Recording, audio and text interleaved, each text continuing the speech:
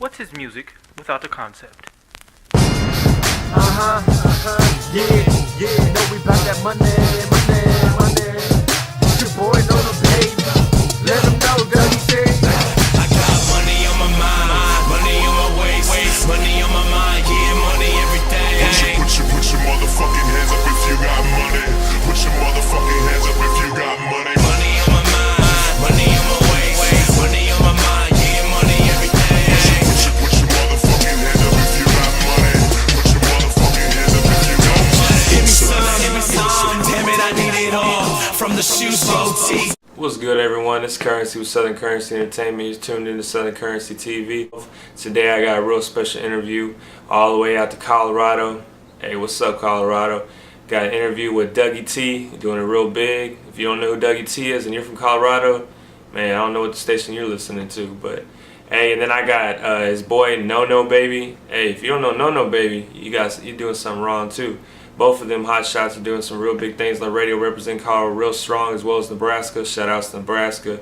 Hey, so y'all stay tuned. I'm gonna be interviewing both of them cats right here on Skype. Y'all stay tuned. Southern Currensy Entertainment. All right, so what's good, everyone? It's Currensy back in the house. Like I told you, I got some special guests right here on Skype. Dougy T and your boy Nono, baby. What's up, y'all? What's going on, y'all? We're just kicking it, man. We're still in the studio, man. We've been here since yesterday. 3 hours of sleep, and we're still running strong, man. What's up with you? What are you doing? Shit, chilling, man. You know, business is business. That's what's up, man. Good to hear from you again. Yeah, it's been a little bit, man, but you know, we're on a steady grind, man. So we're gonna get into this interview, man. Just gonna see what y'all been up to. We'll start with you, Dougy, man. Why don't you tell me a little bit about Dougy T, how that originate?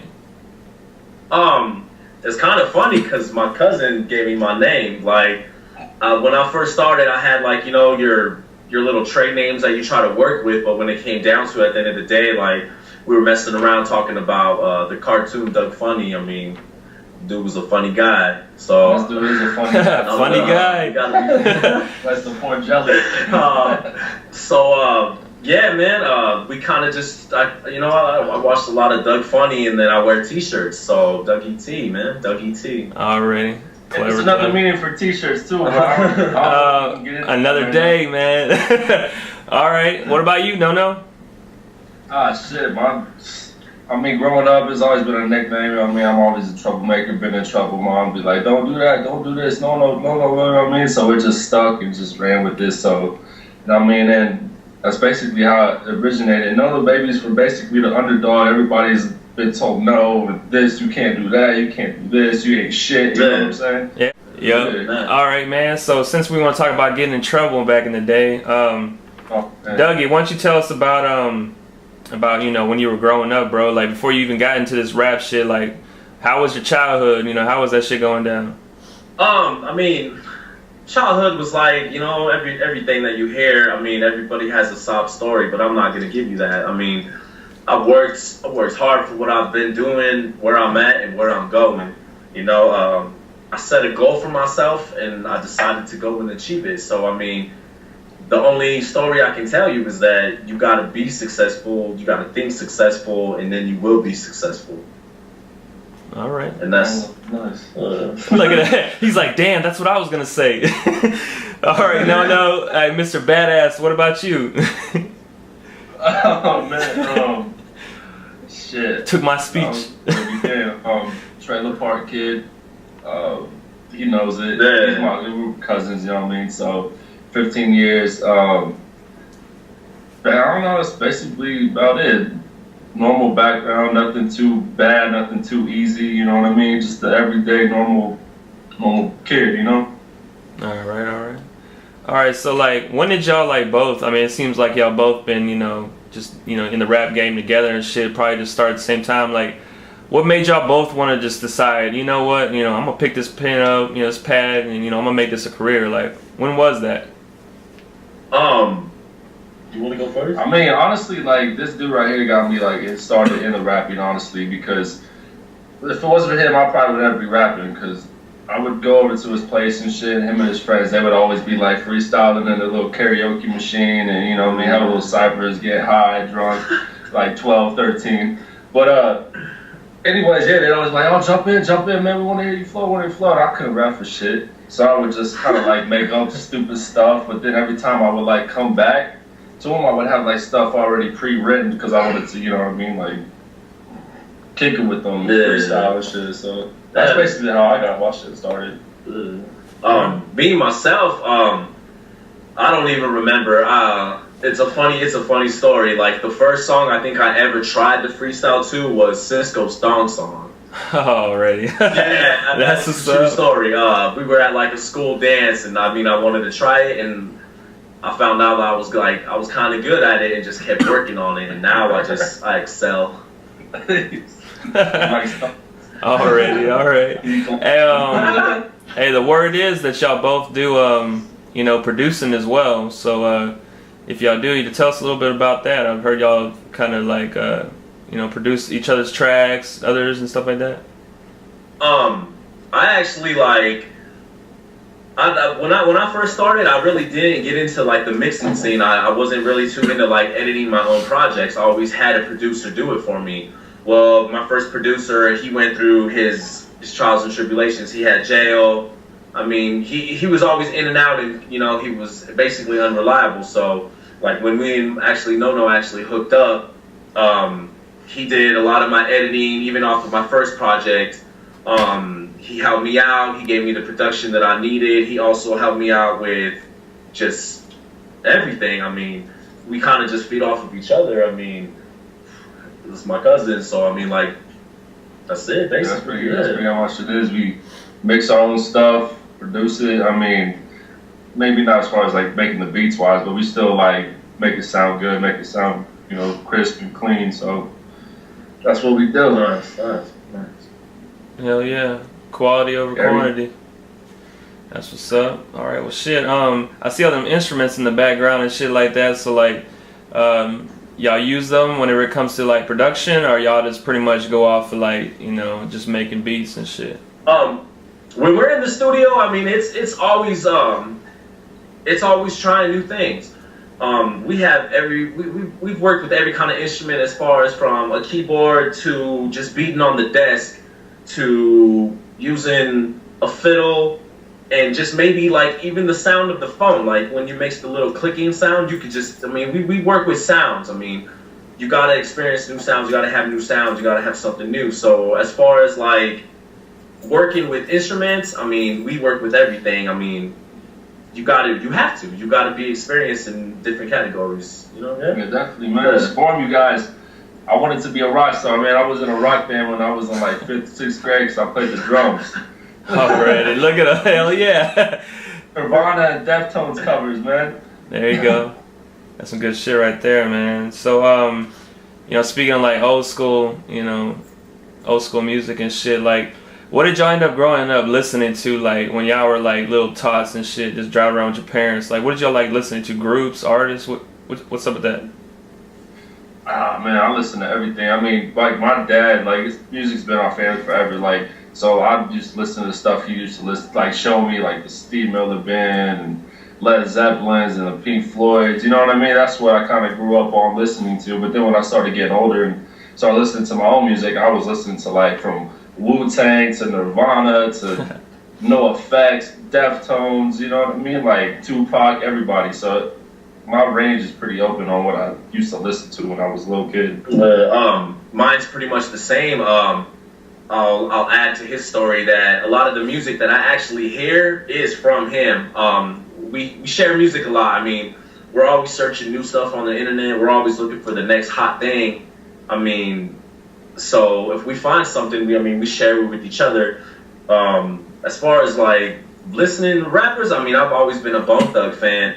I always will be. Bone Thug, I listen to everybody. Tupac, Biggie, everything from R&B, hip hop to opera music. Every kind of genre. Yeah, listen to opera. I listen to opera. Already, man, something new. Hey, so what was the first song y'all ever like wrote and recorded? The first song I ever wrote, it was called My Window, and it was about it was about girls that used to like sneak into my window. True story. True story. I used to when I lived with my parents, like my room was way in the front, so I used to have girls just walk through my drive-through, and then just like, guess what it was? It was a drive-through. They come through my window. And they leave the same way.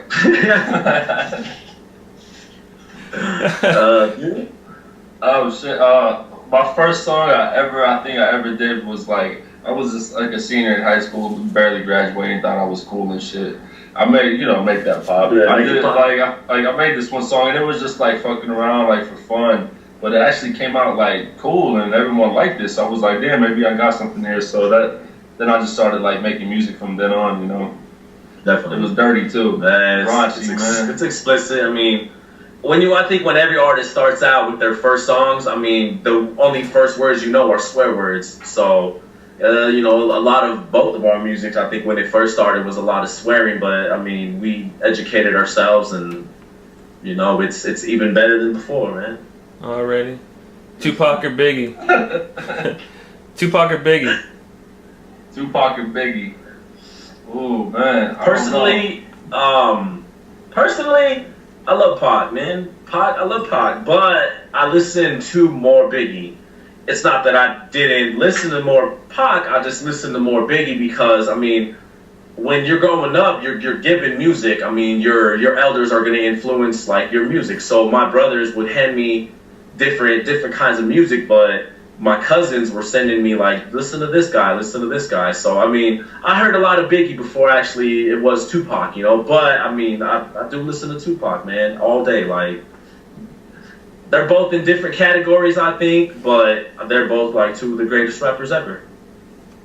Dude? I mean, with me, I'll just say, like, Biggie's the illest, but, Tupac's the realest. So, that's how...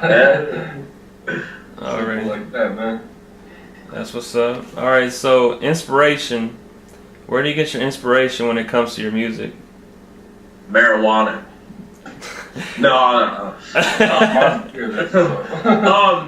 Inspiration on a lot of my stuff is just like when you get in like that emotional state where you just have to get a lot of stuff off of your chest.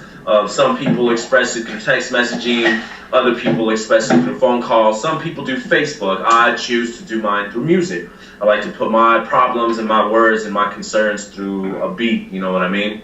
So I get my inspiration from real life. I mean, what I've been through, the things I've experienced. I mean, just being around the people I've been around, the people I'm gonna meet, and the people I have met. I mean, it's a big circle. It's the same thing. I mean, everything, man, from growing up to the situations you've been in, friends people, I mean, just everything, your dreams, your downfalls. I mean, every single thing. That's just inspiration to me and feels good because you can just put it on a song and you can reach out to other people and, they like it too. And That's what's up. 5 years from now, where do you... Look at that. What's that? I said 5 years from now, where do y'all see yourself? On the top. 5 years from now, bald, fat, chubby, and like 5 kids. That's his dream, man. 5 years from now, I mean, I'm gonna be a lot further than I was before. I've been doing this for 10 years, 10 plus years, so I can only imagine like 5 more years onto that.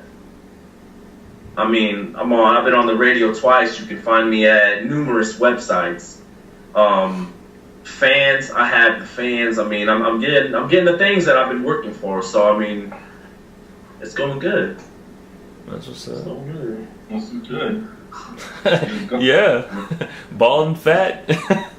Hey, hey. So, Doug, let's talk about this tour you had last year. I heard a little bit about it. I Say Go tour. And Nono, were you part of that? Did you tag along with that tour? And just tell me a little bit about that. I know you had dropped a mixtape, I Say Go mixtape as well. So let's talk about that. Yeah, he recently, he came out with the mixtape I Say Go, which is crazy. I mean, if you don't have it, you should get it because that's awesome and shit. But I was there like half and half because I recently just had a kid, honestly. So you know what I mean. I take care of him. I ain't got that much time, but go on tour and this and that, you know what I mean? But I mean, when I could be there, I was there, and I mean, killed it all the time. Killed shows constantly, daily, every time he has one. So, I mean, but now in the future, most likely, kids growing up, so I'm definitely, we'll all be there every show. The tour actually, I mean, the tour actually didn't even start in Nebraska. We started making shows and scheduling shows in California. Those actually didn't even get pushed through just because of the timing, and timing wasn't right. We wanted to start it in California and work our way back to the Midwest, but we actually just decided to stick in Colorado. We went to Colorado. We had some shows in Texas that we were supposed to make. We couldn't make those. We were down in Florida promoting. Shouts out to Tampa. We were there with my cousin Maurice. I mean, we've been all over. We went California, like I said, Arizona, Texas, Colorado, Atlanta. All the schools. Yeah, the schools. We went to college campuses. I mean, I went to a couple of high school campuses and handed out some CDs. I mean, the tour went well. I mean, the tour went well. That's all I gotta say. That's what's up. All right, so the word is, man, that you're starting up a label, Dougy Style Records. So how did that come about, and what's the status on that? Like as far as like the status, I just use the Dougy Style Records just for the fact that I have to call myself something. I mean, it's my own production company. I mean, I work with a number of people who are actually a part of this. I have Nono Baby himself. I mean, as like one of my top engineers. The dude's incredible. As far as like other projects, I mean, everybody has their own like little kick in my little company I'm starting. I mean, you got to start somewhere. So I mean, it started. I don't know if I'm gonna always continue with the name Dougy Style Records, but it's a good start. And I mean, we kicked it off last summer. This summer, I mean, we got tour dates already set. I mean, we did some shows yesterday. We went to a couple of local house parties. We did those too. We rocked the shit out of those. Everything is just crazy, man. I mean, Dougy Style Records is like being like a little known name in Colorado. People are loving it. I mean, they call us for like productions. I mean, even just advertising. My company does advertisement, so if you guys need advertising done, I mean, we do advertising, sales. We also do engineering, samples, beats. I mean, we do the whole thing, man. Yeah, all the above, man. That's what's up. Got to keep it going. Yeah. All right. In one word, in one word, man. Describe, the passion for your music. Say that again? In one word, describe passion of your music. One word, describe your passion of music. In one word, I would put it as intensively crazy, because it had to be one word. Hey, you see how fast he said that shit? My passion, it grows. I mean, I've been doing music, like I said, for 10 plus years. The passion for it is great because it actually is paying off. So when you put so much passion and time into your music and it starts paying off, you're actually, you want to do it more. And then when you continue to do more music and like you get your bigger fan base, you get your bigger studio, your better microphones. I mean, the passion pays off, like it pays off. It does. I mean, I'll say the same thing. I mean, but I'd probably say like fearless. Because I mean, there's no limits to anything I make or whatever, and it don't matter. All right. Okay, man. So for the both of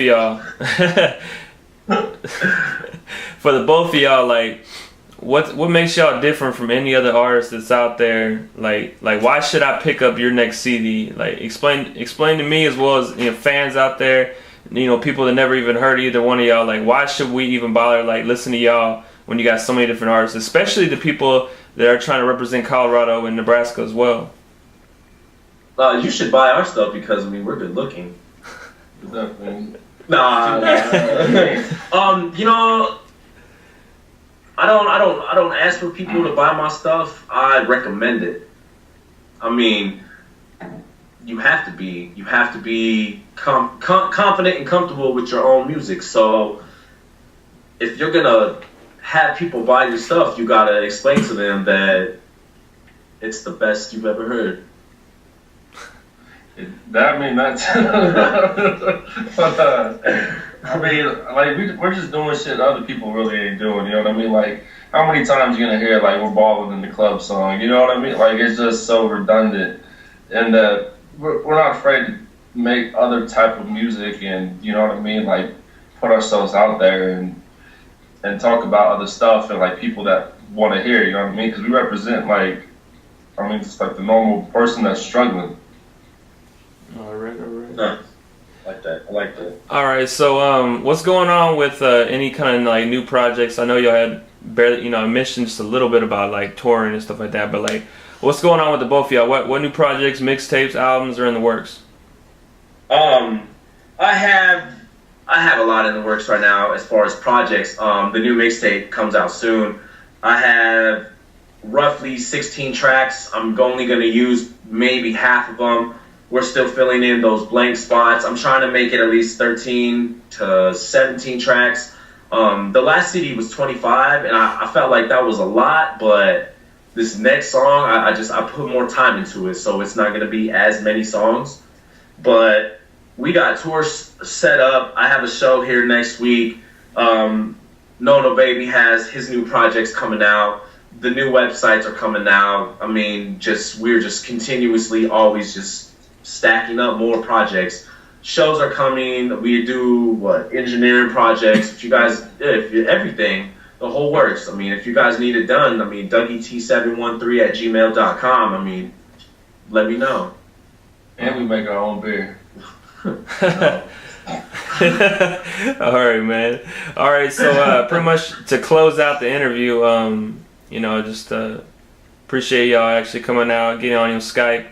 I was kind of worried about, not be able to reach out to y'all, me being over here in Texas and shit, but I appreciate y'all actually getting y'all's time, while you're up there taking care of business, enjoying the music, so y'all keep it coming, and, for the fans and everybody watching, how can we actually get a hold of you, via the internet? As far as getting a hold of me, I mean, it's pretty easy. I'm on numerous websites, MySpace, Facebook, Twitter, hotnewhiphop.com. You can go to Mike Status. You can also go to YouTube. I mean, as far as finding us, I mean, it's not hard. I mean, you just got to type in the name. You can Google me, and it's going to be right at the front. I mean, we're everywhere. And me, man, MySpace, Facebook, YouTube, Twitter. Everything. Catch me on some porn sites, too, man. I'm probably on there, too. A couple of chicks. That's it, man. Already, man. All right, y'all. Appreciate it. So, y'all just keep up the work, man. We'll see you soon. Thank you for your time. Shout out to Texas, man. Thank you for holding us down. I mean, you're like the first person that we go to when we get new music. So Texas is such a big support of like Dougy T and Nono Baby that, I mean, we got to show you the same love back. I mean, you've been supporting me for like the last couple of years. I mean, so hats off to you guys as well for showing the love. All right, man. All right. All right. I put my socks on and then I leave. Hotel check out, back on the streets. I need to make a couple stacks, so I gotta make a couple raps. You wanna buy my CD? Here, $5. Most of them laugh, most of them cuss.